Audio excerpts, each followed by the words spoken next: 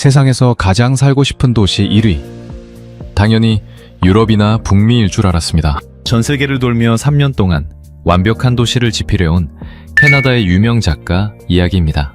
12개 도시의 원고를 이미 마쳤고 출판 직전이었죠. 그런데 마지막 휴가지로 택한 서울에서 일주일 만에 믿기 힘든 일이 벌어졌습니다. 그녀가 3년 동안 쓴 원고를 그 자리에서 전부 파쇄기에 넣어버린 겁니다. 도쿄도 뉴욕도 아닌 서울에 이것을 본 그녀는 말했습니다. 내가 틀렸다. 진짜 1위는 여기다. 도대체 그녀는 서울에 무엇에 미쳤던 걸까요? 전 세계 여행 작가들을 충격에 빠뜨린 그 이유를 지금 바로 공개합니다. 시작 전 구독과 좋아요 한번 눌러주시면 영상 제작에 큰 힘이 됩니다. 그럼 시작하겠습니다. 도쿄 다음에 서울 왔는데 서울이 압도적 1등이에요. 이 도시 뭔가 이상해요. 근데 좋은 쪽으로 이상해요. 청계천에 그냥 책 읽는 사람들이 있어요. 10,000명 도시가 맞나요? 저는 이 댓글들을 보면서 한참을 멈춰 있었습니다. 스크롤을 내리다가 다시 올리다가 결국 영상을 처음부터 다시 돌려봤어요. 저는 클레어 폰테인, 캐나다 퀘벡 출신의 여행 작가입니다. 지금으로부터 3년째 한 권의 책을 쓰고 있어요. 제목은 아직 확정되지 않았지만 주제는 명확합니다. 세계에서 가장 살고 싶은 도시, 그 도시들을 직접 발로 걷고 숨을 들이마시고 기록하는 것이 제 일이에요. 후보 도시는 12개였습니다. 바르셀로나, 리스본, 멜버른, 교토, 암스테르담. 수년간의 취재와 자료조사 끝에 추려낸 도시들이었고 원고는 이미 절반 이상 완성된 상태였어요. 서울은 그 목록에 없었습니다. 고려조차 하지 않았어요. K-드라마, K-팝, 한류. 저에게 서울은 그 화려한 포장지 뒤에 실체가 얼마나 있을지 의심스러운 도시였습니다. 미디어가 만들어낸 이미지와 실제 도시의 삶은 전혀 다른 경우가 많다는 걸 저는 직업적으로 너무 잘 알고 있었으니까요. 그런데 알고리즘은 제 생각 같은 건 전혀 신경 쓰지 않았습니다. 유튜브가 서울 관련 영상을 밀어올리기 시작한 건 어느 가을밤이었어요. 처음엔 그냥 지나쳤습니다. 두 번째도 넘겼어요. 그런데 세 번째 영상에서 손가락이 멈췄습니다. 젊은 외국인 커플이 서울 거리를 걷는 영상이었는데 댓글이 수천 개였어요. 전부 비슷한 말을 하고 있었습니다. 인생 도시, 압도적 1등, 다시 가고 싶다. 저는 직업적 본능으로 그 말들을 일단 믿지 않기로 했습니다. 사람들은 여행지에서 늘 과장하거든요. 들뜬 감정이 판단을 흐리는 거죠. 그런데 댓글을 읽으면 읽을수록 이상했습니다. 과장이나 흥분이 아니었어요. 오히려 차분하고 구체적이었습니다. 일본에서 2주를 보내고 서울에 왔는데 서울이 더 좋았다는 사람. 유럽 여러 도시를 다녀봤지만 서울만큼 살고 싶다는 생각이 든 도시는 없었다는 사람. 그리고 그 중에서 한 댓글이 눈에 걸렸습니다. 청계천에 책 읽는 사람들이 그냥 있어요. 연출이 아니에요. 그냥 앉아서 읽고 있어요. 저는 그 영상을 찾아봤습니다. 서울 도심 한복판을 흐르는 개천. 그 옆으로 작은 책 상자들이 놓여 있고 사람들이 아무렇지 않게 책을 꺼내 읽고 있었어요. 돗자리도 예약도 입장료도 없었습니다. 그냥 앉아서 그냥 읽고 있었어요. 10,000,000명이 사는 도시에서요. 저는 그 영상을 3번 돌려봤습니다. 연출된 것처럼 보이지 않았어요. 그렇다고 자연스러운 것도 선뜻 믿기지 않았습니다. 이상했습니다. 근데 좋은 쪽으로 이상했어요. 누군가의 댓글이 정확히 그렇게 말하고 있었습니다. 저는 그날 밤 항공권을 검색했어요. 책에 넣을 생각은 없었습니다. 확인하러 가는 거였어요. 제가 틀렸다면 댓글 하나 남기고 돌아오면 그만이고 제가 맞다면 역시 과대포장된 도시 하나를 걸러낸 셈이었습니다. 어느 쪽이든 손해볼 게 없었어요. 적어도 그때는 그렇게 생각했습니다. 인천행 비행기는 12시간이었습니다.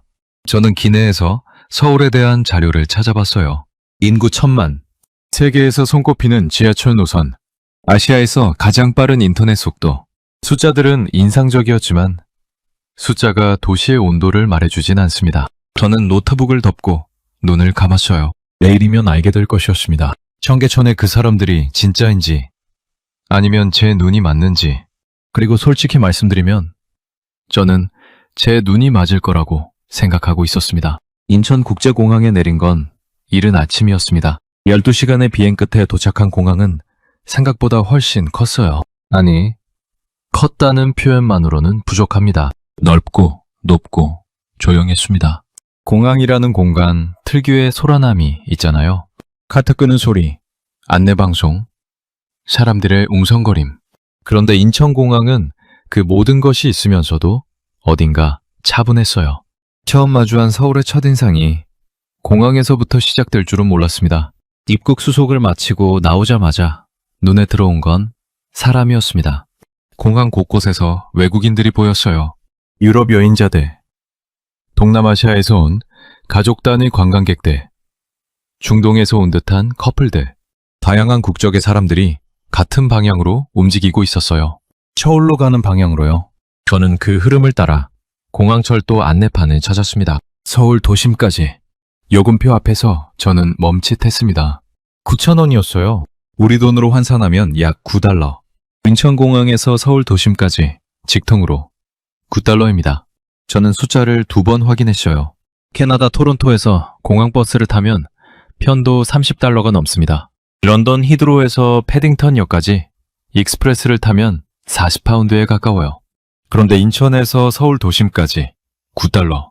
저는 취재 노트를 꺼내 그 숫자를 적었습니다. 첫 번째 메모였어요. 매표소 앞에 서서 노선도를 들여다보고 있는데 옆에서 직원 한 분이 다가왔습니다. 한국어로 먼저 말씀하셨다가 제가 어리둥절한 표정을 짓자 바로 영어로 바꾸셨어요. 어디까지 가느냐고 물으셨습니다. 숙소 이름을 말씀드렸더니 잠깐 기다리라고 하시더니 서랍에서 종이 지도를 꺼내셨어요. 형광펜으로 제가 타야 할 노선을 긋고 환승역에 동그라미를 치고 내려야 할 역 이름 옆에 별표를 그리셨습니다. 그리고 지도를 접어 제 손에 쥐어주셨어요. 말없이 고개를 끄덕이며 돌아서시는 뒷모습을 보면서 저는 한동안 그 자리에 서 있었습니다. 어느 나라 공항에서도 이런 적이 없었거든요. 스마트폰 시대의 종이 지도에 형광펜이라니.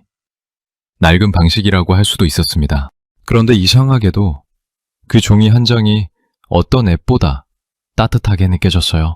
취재 노트에 2번째 메모를 적었습니다. 친절히 시스템인 나라. 공항철도 안으로 들어서자 좌석이 깔끔했습니다.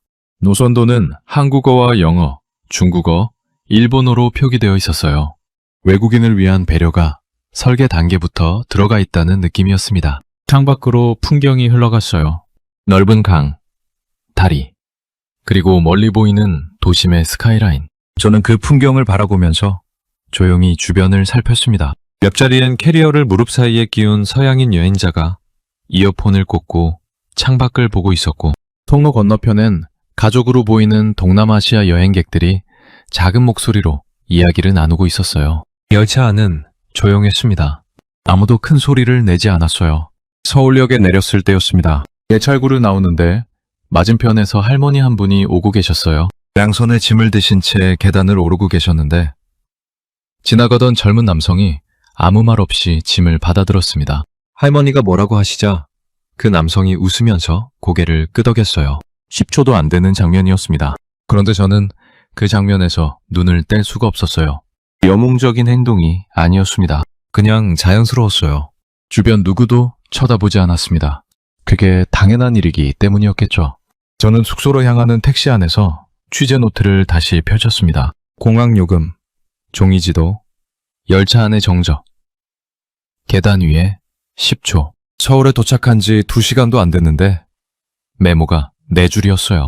입항 기사를 쓰러 온 사람치고는 이상한 방향으로 메모가 쌓이고 있었습니다. 저는 노트를 덮고 창밖을 바라봤어요. 서울의 거리가 빠르게 스쳐 지나갔습니다. 확인하러 왔다고 했습니다. 맞습니다. 그런데 무엇을 확인하게 될지는 아직 모르고 있었어요. 숙소 주소를 보고 처음엔 잘못 찾아온 줄 알았습니다. 골목이 너무 좁았어요. 택시에서 내려 캐리어를 끌고 들어가는데 양옆으로 낮은 담장이 이어졌습니다. 담장 너머로 기와 지붕이 보였어요. 현대식 건물들 사이에 이런 공간이 있다는 게 선뜻 믿기지 않았습니다. 골목 끝에서 작은 나무 문패를 발견했어요. 숙소 이름이 한국어로 적혀 있었고 그 아래 영어로 조그맣게 병기되어 있었습니다. 저는 문을 밀었습니다. 마당이 나왔습니다. 작은 마당이었는데 한쪽에 장독대가 있었고 반대편엔 작은 나무 의자 2개가 놓여 있었어요. 하늘이 보였습니다. 사방이 건물로 막힌 서울 도심에서 그 마당에서만큼은 하늘이 온전히 열려 있었어요. 저는 캐리어를 세워두고 잠깐 그 자리에 서 있었습니다. 단체에서 할머니 한 분이 나오셨어요. 짧은 영어로 인사를 건네시면서 방으로 안내해 주셨습니다. 미닫이 문을 열자 방이 나왔어요. 생각보다 아담했습니다. 그런데 천장을 보는 순간 저도 모르게 숨을 들이켰어요. 나무 대들보가 가로질러 있었습니다. 오래된 나무 특유의 결과색이 그대로 살아있었어요. 할머니께서 짧게 설명해 주셨습니다. 이 건물은 100년이 넘었다고요? 저는 그 말을 듣고 천장을 다시 올려다봤습니다. 100년. 제가 태어나기도 전에, 제 부모님이 태어나기도 전에 이 대들보는 이미 이 자리에 있었던 겁니다. 바닥에 손을 짚어봤습니다. 따뜻했어요. 할머니께서 온돌이라고 하셨습니다. 바닥 아래로 열기가 흐르는 한국의 전통 난방 방식이라고요. 저는 그 설명을 들으면서 속으로 생각했습니다. 바닥 난방이라니 얼마나 오래된 기술이냐고 여쭤봤더니 할머니께서 웃으시면서 말씀하셨어요. 1000년도 더 됐다고요? 1000년. 유럽에서 바닥 난방이 현대 건축의 혁신이라고 불리던 그 기술을 한국은 1000년 전부터 쓰고 있었던 겁니다. 저는 취재 노트에 그 말을 그대로 받아 적었어요. 저녁이 됐습니다. 빗소리가 시작됐어요. 창호지 문 너머로 빗소리가 들려왔는데 이상하게도 그 소리가 크게 들리지 않았습니다. 흡수되는 느낌이었어요. 창호지가 빗소리를 걸러내고 있었습니다. 저는 바닥에 깔린 침구 위에 누워서 천장을 바라봤어요. 100년 된 나무 대들보, 창호지 문을 스치는 빗소리, 바닥에서 올라오는 온기, 이 3가지가 동시에 느껴지는 공간이었습니다. 불편할 거라고 생각했어요. 침대도 없고 방은 좁고 낯선 나라의 낯선 방식이었으니까요. 그런데 이상하게도 편안했습니다. 설명이 안 됐어요. 저는 잠들기 전에 취재 노트를 꺼냈습니다. 오늘 하루 메모한 것들을 다시 읽어봤어요. 공항요금, 종이지도, 계단 위엔 10초, 온돌, 100년 된 대들보, 비판 기사를 쓰러 온 사람의 첫날 메모라고 하기엔 내용이 자꾸 엉뚱한 방향으로 흘렀습니다. 저는 첫 줄을 적으려고 펜을 들었어요. 한참을 생각하다가 결국 이렇게 썼습니다. 서울은 아직 모르겠다. 그게 솔직한 심정이었습니다. 와대 포장된 도시라고 단정 짓기엔 하루 만에 본 것들이 자꾸 그 판단을 방해했어요. 그렇다고 이미 마음이 기울었다고 말하기도 이른 시점이었습니다. 저는 노트를 덮고 눈을 감았어요. 빗소리는 계속됐습니다. 창호지 문 너머로 아주 고르고 조용하게. 다음날 아침 할머니께서 마당 쪽에서 무언가를 손질하고 계셨습니다. 저는 세수를 하고 나와 마당에 잠깐 섰어요. 간밤에 비가 내렸는데도 마당은 깔끔했습니다. 장독대 위에 빗방울이 맺혀 있었고 아침 햇살이 기와 지붕에 걸려 있었어요. 할머니께서 저를 보시더니 아침 드셨냐고 물으셨어요. 아직이라고 했더니 잠깐 기다리라고 하셨습니다. 잠시 후 작은 쟁반이 나왔어요. 흰죽 한 그릇과 반찬 몇 가지였습니다. 따로 요청하지 않았는데 그냥 내오신 거였어요. 저는 마당 한쪽 나무 의자에 앉아 그걸 먹었습니다. 아무 말도 없이 새소리가 들렸어요. 서울 도심이 맞나 싶을 만큼 조용한 아침이었습니다. 죽은 따뜻하고 담백했어요. 저는 숟가락을 내려놓으면서 생각했습니다. 이 나라는 뭔가 다르다. 아직 뭐가 다른지는 몰랐습니다. 그걸 알아내는 게 이번 취재의 목적이 되어가고 있었어요. 처음 계획과는 조금 달라진 목적이었지만요. 경복궁 앞에 섰을 때 저는 잠깐 걸음을 멈췄습니다. 규모 때문이었어요. 서울 도심 한복판에 이런 공간이 있다는 게 막상 눈앞에서 보니 실감이 나지 않았습니다. 사방이 현대식 건물로 둘러싸인 도시 한가운데 600년 된 궁궐이 그대로 서 있었어요. 위축되지 않았습니다. 오히려 당당했어요. 주변의 고층 건물들이 오히려 궁궐을 배경으로 물러나 있는 것처럼 보일 정도였습니다. 매표소 앞에 줄이 길었습니다. 그런데 그 줄의 구성이 눈에 띄었어요. 한국인보다 외국인이 더 많았습니다. 영어, 프랑스어, 아랍어, 스페인어, 제 앞뒤로 들리는 언어만 4-5가지였어요. 가족 단위 서양인 관광객, 중동에서 온 듯한 커플, 배낭을 맨 동남아시아 여행자들, 서울이 이렇게 다양한 국적의 여행자들을 끌어모으고 있다는 사실이 줄을 서면서 새삼스럽게 느껴졌습니다. 입장료는 3,000원이었습니다. 우리 돈으로 환산하면 약 $2 남짓이에요. 저는 지갑을 꺼내면서 숫자를 다시 확인했습니다. $2.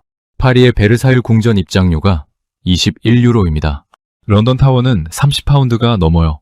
600년 역사를 가진 궁궐의 입장료가 $2라는 건 가격 정책이 아니라 철학의 문제라는 생각이 들었습니다.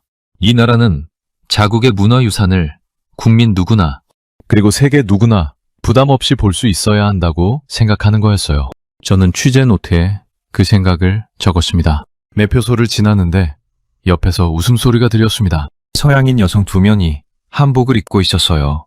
치마가 바람에 부풀어 오르자 서로를 보며 까르르 웃고 있었습니다. 안내판을 보니 한복을 입고 오면 무료 입장이라고 적혀 있었어요. 그래서였습니다. 궁궐 입구 주변으로 한복 대여점들이 줄지어 있었고 형형색색의 한복을 입은 외국인들이 여기저기서 사진을 찍고 있었어요. 금발머리에 분홍빛 한복, 히잡 위에 걸친 옥색 저고리, 아이 손에 잡고 걷는 서양인 아버지의 남색 도포. 그 장면이 어색하지 않았습니다. 오히려 자연스러웠어요. 이 문화를 함께 즐기라는 열린 태도가 그 풍경을 만들어내고 있었습니다. 광화문 안으로 들어서는 순간이었습니다. 파수꾼이 보였어요. 정확하게는 파수꾼의 눈빛이 먼저 보였습니다. 꼼짝도 하지 않았어요. 관광객들이 바로 옆에서 사진을 찍어도 아이가 손을 흔들어도 시선 하나 흔들리지 않았습니다. 저는 그 앞에서 한동안 서 있었어요. 퍼포먼스가 아니었습니다. 위험이었어요. 수백 년 전 이 자리를 지켰던 사람들의 자세가 지금 이 순간에도 그대로 이어지고 있다는 느낌이 들었습니다. 저는 카메라를 꺼냈다가 도로 집어넣었어요. 찍는 것보다 보는 게 맞을 것 같았습니다. 그때 옆에서 할아버지 한 분이 손자의 손을 잡고 서 계셨습니다. 파수꾼을 바라보는 할아버지의 표정이 눈에 들어왔어요. 자랑스러움이었습니다. 설명하거나 가르치는 표정이 아니었어요. 그냥 바라보는 표정이었는데 그 안에 자랑스러움이 가득했습니다. 손자는 파수꾼을 향해 뭔가 물어봤고 할아버지는 짧게 대답하셨어요.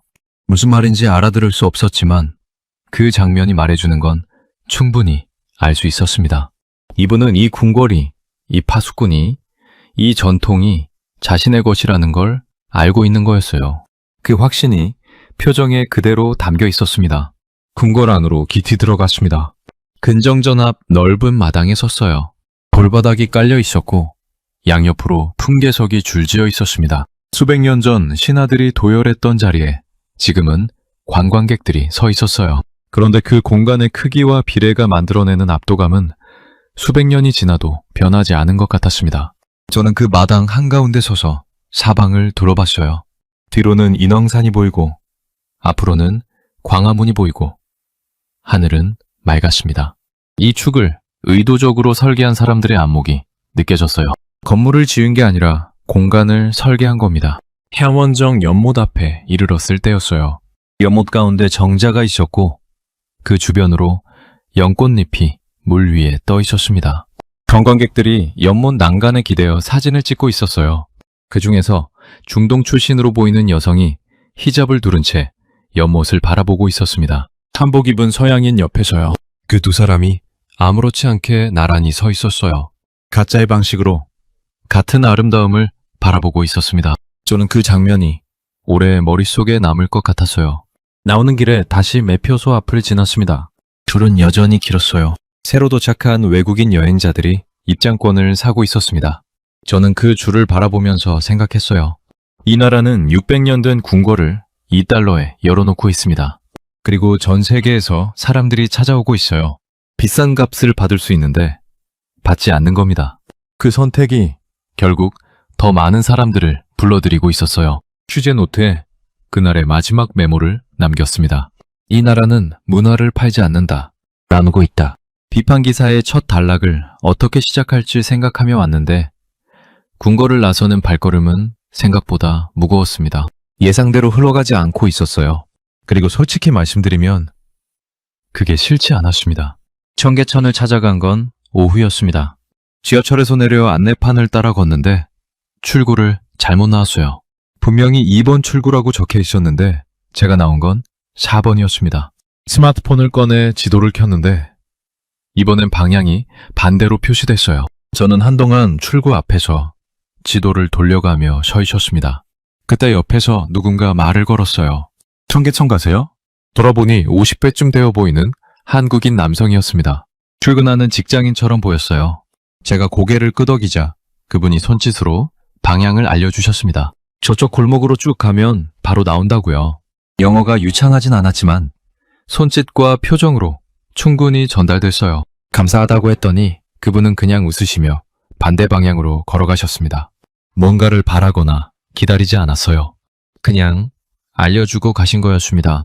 저는 그 뒷모습을 잠깐 바라보다가 발걸음을 옮겼어요. 골목을 빠져나오자 청계천이 나왔습니다. 저는 그 자리에서 멈췄어요. 서울 도심 한복판이었습니다. 사방에 건물이 있고 차 소리가 들리는데 그 아래로 물이 흐르고 있었어요. 생각보다 훨씬 넓었고 생각보다 훨씬 맑았습니다. 수면 위로 햇살이 부서지고 있었어요. 저는 계단을 내려가 물가에 가까이 섰습니다.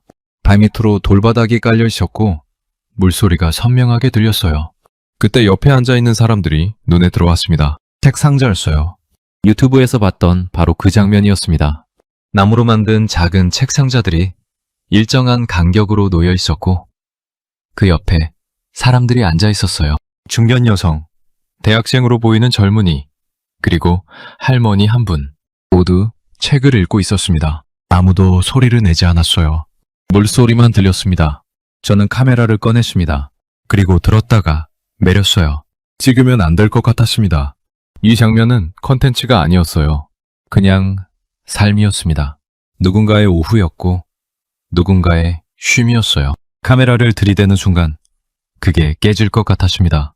저는 카메라를 가방에 넣고 빈자리를 찾아 앉았어요.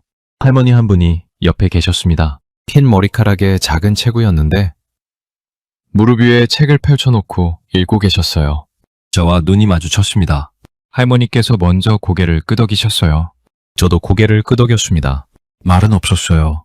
그런데 그 짧은 눈인사가 이상하게 따뜻했습니다. 낯선 나라에서 낯선 할머니와 나눈 말없는 인사였는데도요.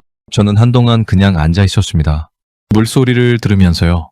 그러다 문득 궁금해졌어요. 이 개천이 언제부터 여기 있었는지. 스마트폰을 꺼내 검색했습니다. 그리고 저는 화면을 보면서 천천히 눈이 커졌어요. 청계천은 원래 서울의 자연 하천이었습니다. 그런데 1950년대와 60년대 전쟁이 끝난 직후 수많은 사람들이 서울로 몰려들면서 이 개천 주변으로 판자촌이 들어섰어요. 가난했던 시절의 서울에서 청계천은 판자촌과 하수도의 상징이었습니다. 그러다 1970년대에 콘크리트로 완전히 덮였어요. 그 위로 고가도로가 놓였습니다. 개천은 사라졌고 도로가 됐어요. 30년 넘게 그렇게 있었습니다. 그런데 2003년 서울시가 그 고가도로를 걷어내기로 결정했습니다. 콘크리트를 걷어내고 덮여있던 개천을 다시 살려낸 거예요. 2년여의 공사 끝에 2005년 청계천이 다시 세상에 나왔습니다. 판자촌의 상징이었던 곳이 서울 시민들의 쉼터가 됐어요. 저는 스마트폰을 내려놓고 흐르는 물을 바라봤습니다.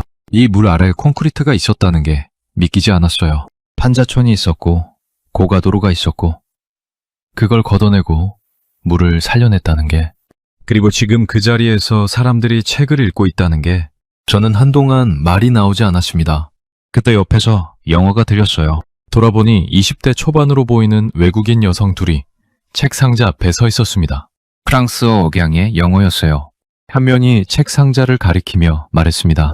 이거 그냥 가져다 읽어도 되는 거야? 다른 한 명이 고개를 갸웃하며 대답했어요. 그런 것 같은데? 다들 그렇게 하고 있잖아.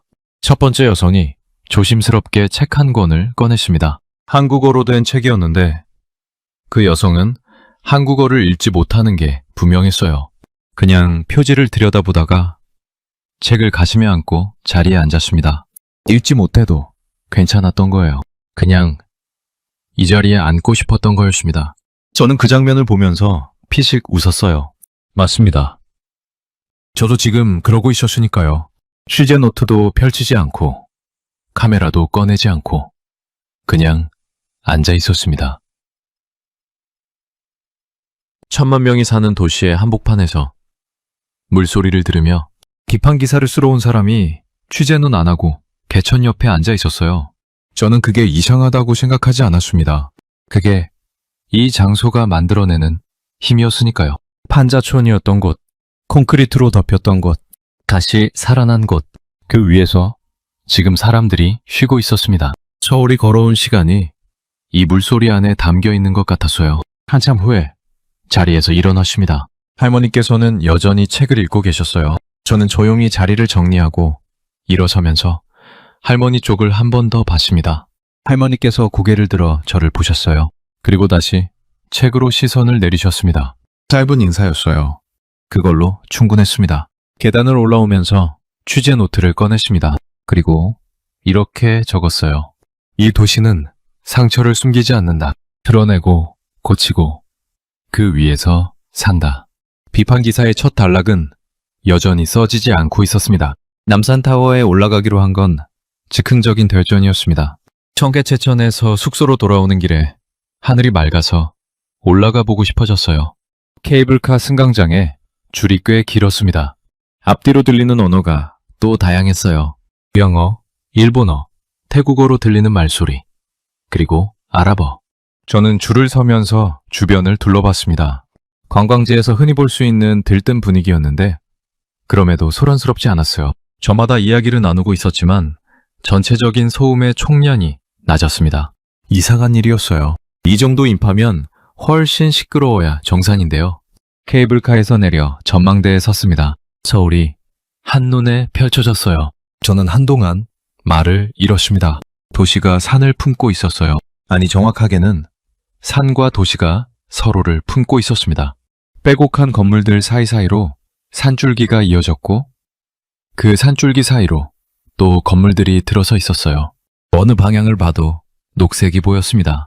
1,000만 명이 사는 도시라고 하기엔 숭통이 너무 넓게 트여 있었어요. 옆에서 젊은 남성의 목소리가 들렸습니다. 영국식 영어였어요. 친구로 보이는 두 명이 전망대 난간에 기대어 서울을 내려다보고 있었습니다.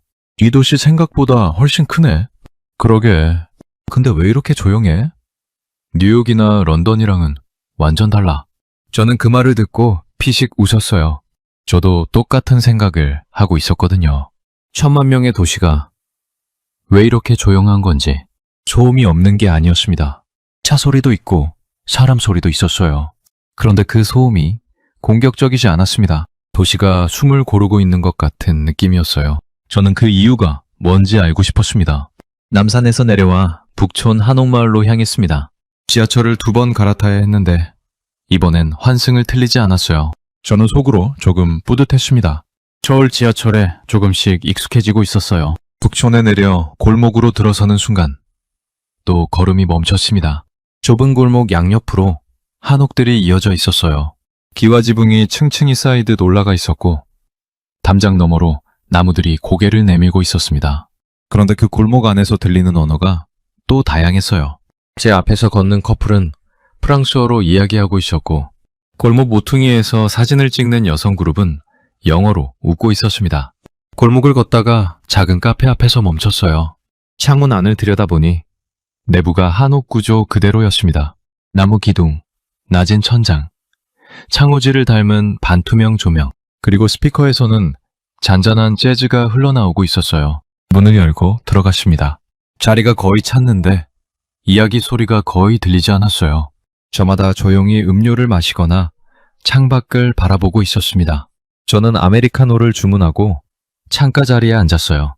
카페 안을 둘러봤습니다. 한국인과 외국인이 섞여 있었어요.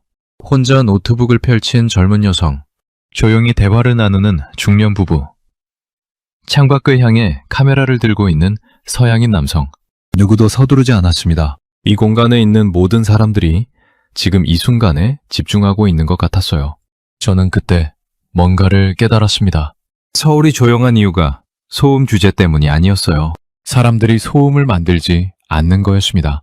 서두르지 않고 떠들지 않고 지금 있는 자리에 그냥 있는 거였어요. 1,000만 명이 그렇게 살고 있었습니다. 도시의 정적은 규칙이 아니라 문화에서 나오고 있었어요. 카페에서 나와 익선동으로 걸었습니다. 북촌에서 멀지 않은 곳이었어요. 골목으로 들어서자 분위기가 달랐습니다. 북촌이 고요하고 단정한 느낌이었다면 익선동은 좀 더 생동감이 있었어요.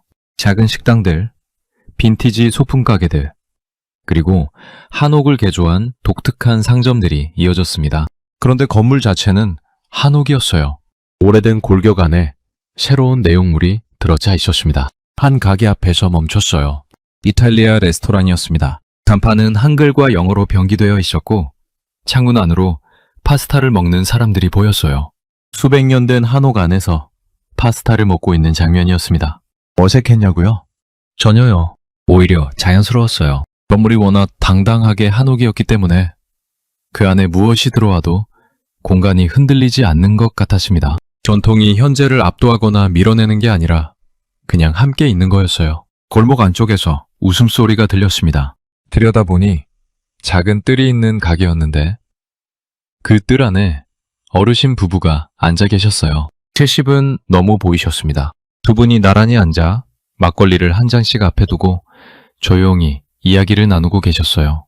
주변에 젊은 외국인 관광객들이 사진을 찍고 지나가는데 두 분은 전혀 개의치 않으셨습니다. 자기들의 골목에서 자기들의 방식으로 앉아 계신 거였어요. 저는 그 장면에서 눈을 뗄 수 없었습니다. 이 두 분이 젊었을 때 이 골목은 어떤 모습이었을까요? 이 한옥들이 낡고 불편한 집이었을 때, 이 골목이 그냥 오래된 동네였을 때, 그 시간을 다 지나서 지금 여기 앉아 계신 거였습니다. 전 세계에서 온 여행자들이 이 골목을 찾아오는 걸 보면서 두 분은 어떤 마음이실까요? 저는 차마 들어가서 여쭤보지 못했어요. 그냥 그 장면을 눈에 담았습니다. 익선동을 빠져나오는 길에 취재 노트를 꺼냈습니다. 오늘 하루 본 것들을 정리하려고 했는데 펜이 잘 움직이지 않았어요. 너무 많은 걸 봤기 때문이 아니었습니다. 뭐라고 써야 할지 몰랐기 때문이었어요. 결국 한 줄만 적었습니다. 이 도시는 전통과 현재가 싸우지 않는다. 그냥 같이 산다. 비판 기사를 쓰러 온 사람의 사흘째 메모가 또 엉뚱한 방향으로 흘렀습니다. 그리고 솔직히 말씀드리면 저는 이제 그게 당연하다고 느끼기 시작했어요. 숙소로 돌아온 건 저녁 9시가 넘어서였습니다. 사흘을 걸었더니 발이 묵직했어요. 한옥 마당을 지나 방으로 들어오는데 할머니께서 부엌 쪽에 계셨습니다. 저를 보시더니 밥 먹었냐고 물으셨어요. 늦게 들어온 손님에게 밥 걱정을 하시는 분이었습니다.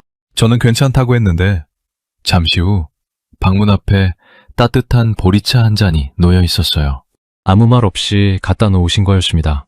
저는 그 차를 두 손으로 감싸주고 한참을 앉아 있었어요.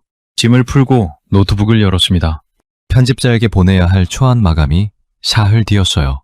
저는 빈 문서를 열고 커서가 깜빡이는 걸 바라봤습니다. 비판 기사의 첫 문장을 써야 했어요. 서울은 한류라는 포장지로 과대평가된 도시다. 그렇게 시작하려고 왔었습니다. 그런데 손가락이 움직이지 않았어요. 저는 노트북을 옆으로 밀어두고 취재 노트를 꺼냈습니다. 첫 장부터 다시 읽었어요. 공항철도 9,000원. 형광펜으로 그어진 종이 지도. 계단 위에 10조. 온돌. 100년도엔 대들보. 2달러의 궁궐. 파수꾼의 눈빛. 손자 손을 잡은 할아버지의 표정. 청계천 책상자. 말없이 눈인사를 나눈 할머니. 골목들에 나란히 앉은 노부부. 한옥 안의 이탈리아 레스토랑. 메모가 16줄이었습니다. 사흘 동안 쌓인 것들이었어요. 저는 그걸 다시 읽으면서 이상한 걸 발견했습니다. 단 한 줄도 비판적인 내용이 없었어요. 과대평가된 도시라는 증거를 찾으러 왔는데 메모장엔 그 반대의 것들만 쌓여 있었습니다. 저는 노트를 덮고 천장을 올려다봤어요. 100년 된 나무 대들보가 희미한 불빛 아래 어둡게 보였습니다. 바닥에서는 온기가 올라오고 있었어요. 밖에서 바람 소리가 들렸습니다. 저는 한동안 그 자리에 누운 채로 생각했어요. 내가 세운 기준이 뭐였지? 세계에서 가장 살고 싶은 도시. 3년째 그 주제로 책을 쓰고 있었습니다. 12개 도시를 골랐고 각 도시마다 기준을 적용했어요. 대중교통의 효율성, 문화유산의 접근성, 공공공간의 질, 시민들의 삶의 방식. 저는 그 기준들을 도시마다 꼼꼼하게 들이댔습니다. 그런데 서울에 와서 그 기준들을 하나씩 대보니까 이상하게도 전부 맞아떨어지고 있었어요. 대중교통, 인천에서 서울 도심까지 9달러. 노선은 촘촘하고 안내는 4개 국어로 되어 있고 환승은 연결되어 있었습니다. 문화유산의 접근성, 600년 된 궁궐이 2달러에 열려 있었어요. 공공공간의 질, 청계천은 시민 누구나 돈 없이 앉을 수 있는 공간이었고 공원 안에는 무료 헬스장이 있었습니다. 시민들의 삶의 방식, 소음을 만들지 않고 서두르지 않고 낯선 사람에게 먼저 방향을 알려주는 사람들. 저는 몸을 일으켜 노트북을 다시 당겼습니다. 그리고 12개 도시의 원고 파일을 하나씩 열어봤어요. 바르셀로나 챕터, 멜버른 챕터, 교토 챕터. 각 도시에서 제가 감탄했던 것들이 적혀 있었습니다. 그것들을 읽으면서 서울과 비교했어요. 그리고 한 가지 사실을 인정해야 했습니다. 서울은 제가 감탄한 것들을 대부분 갖고 있었어요. 그것도 더 낮은 비용으로 더 많은 사람들에게 열려있는 방식으로요. 저는 검색창을 열었습니다. 서울의 역사를 찾아봤어요. 1960년대 사진이 나왔습니다. 흑백 사진 속 서울은 지금과 전혀 달랐어요. 흙길이었고 판자집이었고 전쟁의 흔적이 고스란히 남아 있었습니다. 저는 그 사진과 지금 제가 사흘 동안 걸어다닌 서울을 머릿속에서 겹쳐봤어요. 60년이었습니다. 불과 60년 만에 흙길에서 9달러짜리 공항철도가 됐고 판자촌이었던 청계천 옆에 책상자가 놓였어요. 이 도시를 만든 건 누구였을까요? 저는 할머니 생각이 났습니다. 보리차를 갖다 놓으신 할머니, 청계천 책상자 옆에서 책을 읽으시던 할머니, 익선동뜰에 막걸리를 앞에 두고 앉아 계시던 노부부. 그분들이 살아온 시간이 바로 이 60년이었습니다.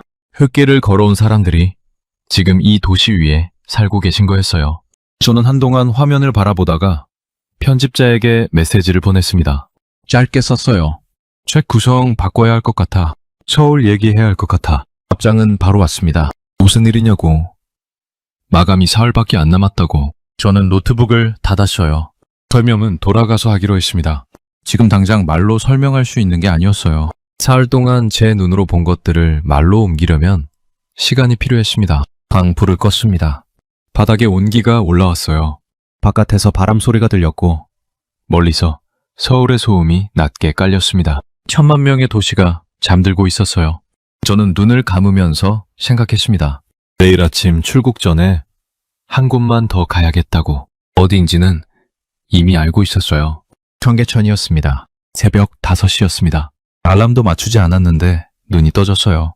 비행기는 오전 11시였고 공항까지 이동 시간을 감안하면 8시엔 숙소를 나서야 했습니다. 2시간이 있었어요. 저는 잠깐 천장을 바라보다가 몸을 일으켰습니다. 바닥은 여전히 따뜻했어요. 100년 된 집이 마지막 밤에도 온기를 품고 있었습니다. 조용히 짐을 챙겼어요. 캐리어 지퍼 소리가 나지 않도록 천천히 잠갔습니다. 마당으로 나오니 아직 어둠이 채 가시지 않은 하늘이었어요. 공기가 차고 맑았습니다. 할머니 방에는 불이 꺼져 있었어요. 저는 현관 앞에 감사 메모를 남겼습니다. 한국어로 쓰고 싶었는데 몰랐어요. 영어로 썼습니다. 고맙다고. 이 집 덕분에 서울이 더 좋아졌다고. 골목을 빠져나와 청계천 방향으로 걸었습니다. 이른 새벽이라 거리가 한산했어요. 가게들은 셔터가 내려져 있었고 지나다니는 사람도 드물었습니다. 그런데 이상하게도 무섭지 않았어요. 오히려 이 도시의 다른 얼굴을 보는 것 같았습니다. 낮에 수많은 사람들로 가득 찼던 거리가 이렇게 고요하게 숨을 쉬고 있었어요. 청계천 계단을 내려갔습니다. 물소리가 먼저 들렸어요. 새벽의 청계천은 낮과 달랐습니다. 관광객도 없었고 사진을 찍는 사람도 없었어요. 그냥 물이 흐르고 있었습니다. 가로등 불빛이 수면 위에 길게 드리워져 있었고 물소리만 공간을 채우고 있었어요. 저는 계단 아래로 내려가 물가 돌바닥에 앉았습니다. 차가운 돌의 냉기가 느껴졌지만 자리에서 일어나고 싶지 않았어요. 그때 발소리가 들렸습니다. 고개를 드니 노부부였어요. 이르는 넘어 보이셨는데 두 분이 나란히 천천히 걷고 계셨어요. 할아버지가 할머니 손을 잡고 있었습니다. 새벽 산책을 나오신 것 같았어요. 두 분은 저를 보셨지만 특별히 신경 쓰지 않으셨습니다. 그냥 걸음을 이어가셨어요. 청계천을 따라 천천히 손을 잡고 저는 그 뒷모습을 바라봤습니다. 이 두 분이 살아온 시간이 어떤 시간이었을지 생각했어요. 흑백 사진 속 흙길의 서울을 걸어온 분들이었을 겁니다. 판자촌이 있던 자리에 콘크리트가 덮이는 걸 보셨을 거고 그 콘크리트가 다시 거쳐 물이 흐르는 걸 보셨을 거예요. 그 모든 시간을 살아오신 분들이 지금 이 새벽에 손을 잡고 청계천을 걷고 계셨습니다. 저는 그 장면을 오래 바라봤어요. 카메라를 꺼낼 생각이 들지 않았습니다. 손에 담는 것으로 충분했어요. 책상자 앞으로 갔습니다. 새벽이라 사람이 없었어요. 저는 책상자를 들여다봤습니다. 한국어로 된 책들이 가지런히 꽂혀 있었어요. 저는 그중 한 권을 꺼냈습니다. 읽을 수 없었어요. 한국어를 모르니까요. 그런데 표지를 손으로 쓸어봤습니다. 책의 질감이 느껴졌어요. 누군가 이 책을 읽고 여기 돌려놓은 거였습니다. 그리고 또 다른 누군가가 꺼내 읽을 거예요. 돈도 없이 예약도 없이 그냥 앉아서 저는 그 책을 가슴에 잠깐 안았습니다. 그리고 다시 제자리에 꽂아뒀어요. 노트북을 꺼냈습니다. 새벽 청계천 물가에 앉아서요. 저는 새 문서를 열었어요. 그리고 손가락이 움직이기 시작했습니다. 멈추지 않았어요. 사흘 동안 쌓인 것들이 한꺼번에 쏟아졌습니다. 공항철도 9달러, 종이지도, 온돌의 온기, 2달러의 궁궐, 파수꾼의 눈빛, 손자 손을 잡은 할아버지, 청계천 책상자, 말없는 눈인사, 익선동 골목의 노부부, 한옥안의 이탈리아 레스토랑, 60년 전 흙길의 사진, 그리고 지금 이 새벽 손을 잡고 걷는 두 분의 뒷모습. 저는 쓰면서 깨달았습니다. 제가 3년 동안 찾아다닌 게 무엇인지를요. 세계에서 가장 살고 싶은 도시. 저는 그걸 도시의 조건에서 찾고 있었어요. 교통, 문화유산, 공공공간, 인프라. 그런데 서울에서 제가 진짜 찾은 건 그게 아니었습니다. 삶의 방식이었어요. 소음을 만들지 않는 것. 낯선 사람에게 먼저 방향을 알려주는 것. 판자촌 위에 물을 되살려내는 것. 2달러로 600년 역사를 여는 것. 새벽 청계천을 손잡고 걷는 것. 그것들이 모여서 도시를 만들고 있었습니다. 조건이 아니라 사람이었어요. 어느 순간 하늘이 밝아오고 있었습니다. 수면 위에 드리워진 가로등 불빛이 옅어지기 시작했어요. 동쪽 하늘이 희붐하게 열리고 있었습니다. 저는 노트북 화면에서 눈을 들어 그 하늘을 바라봤어요. 서울의 새벽이었습니다. 편집자에게 전화를 걸었어요. 캐나다는 한국보다 13시간이 미리니까 거기는 어젯밤이었지만 상관없었습니다. 편집자가 잠에서 덜 깬 목소리로 받았어요. 그래요. 무슨 일이야? 새벽에 책 바꿔야 해. 어떻게? 서울 넣어야 해. 그냥 넣는 게 아니라 마지막 챕터로. 잠깐 침묵이 흘렀습니다. 거기서 뭘 본 거야? 저는 청계천을 바라봤습니다. 물이 흐르고 있었어요. 새벽빛 아래서 수면이 조용히 반짝이고 있었습니다. 사람들이 어떻게 사는지 그게 전부였어요. 더 설명하지 않았습니다. 편집자도 더 묻지 않았어요. 전화를 끊고 자리에서 일어났습니다. 숙소로 돌아가 캐리어를 끌고 공항으로 가야 했어요. 비행기 시간이 다가오고 있었습니다. 저는 청계천을 한 번 더 바라봤어요. 물은 변함없이 흐르고 있었습니다. 어제도, 오늘도, 내일도 그렇게 흐를 거였어요. 계단을 올라오면서 취재 노트를 꺼냈습니다. 마지막 메모를 적었어요. 나는 세계에서 가장 살고 싶은 도시를 찾으러 다녔다. 서울은 후보에도 없었다. 그런데 나는 이 도시에서 내가 찾던 답을 만났다. 도시가 도시를 만드는 게 아니었다. 사람이 도시를 만들고 있었다. 그리고 그 사람들은 지금도 이 새벽에 손을 잡고 청계천을 걷고 있었다. 캐리어를 끌고 골목을 빠져나왔습니다. 서울의 아침이 시작되고 있었어요. 가게들이 하나씩 셔터를 올리고 사람들이 거리로 나오기 시작했습니다. 저는 그 풍경 속을 걸었어요. 처음 왔을 때와 같은 거리였는데 다르게 보였습니다. 제 눈이 달라진 거였어요. 공항버스에 올라 창가에 앉았습니다. 서울이 창밖으로 흘러갔어요. 한강이 보이고, 다리가 보이고, 산이 보이고, 그 사이로 도시가 보였습니다. 저는 그 풍경을 끝까지 바라봤습니다. 눈을 감지 않았어요. 책의 마지막 챕터는 서울이 될 것이었습니다. 그리고 그 챕터의 첫 문장은 이미 정해져 있었어요. 나는 이 도시를 후보에 넣지 않았었다. 여러분, 오늘의 이야기는 여기까지입니다. 비판하러 왔던 외국인이 결국 무릎을 꿇은 도시 서울. 그 서울을 만든 건 화려한 건물도 첨단 기술도 아니었습니다. 흙길을 걸어온 우리 어머니 아버지 세대가 묵묵히 쌓아 올린 시간이었어요. 그 시간이 지금 전 세계 사람들을 불러들이고 있습니다. 이 영상이 마음에 남으셨다면 댓글에 대한민국 화이팅 한마디만 남겨주세요.